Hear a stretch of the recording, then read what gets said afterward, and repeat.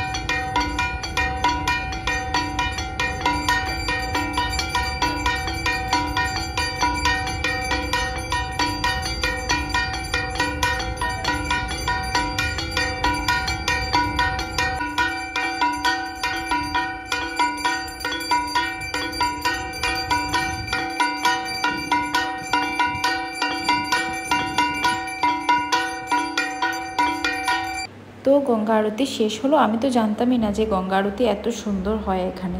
আর এই যে দেখো রাত্রিবেলা কি সুন্দর লাগছে মন্দিরটা। তারপর বাসন কুসন কিছু কিনে, আর এই চাটালা ভাইয়াটা এত এত ভালো চাট বানায় কি বলবো। আমরা দুজন তো খেয়ে আমাদের ভীষণ ভালো লাগলো। আর এভাবেই কাটলো আমাদের রবিবারটা। Bye bye.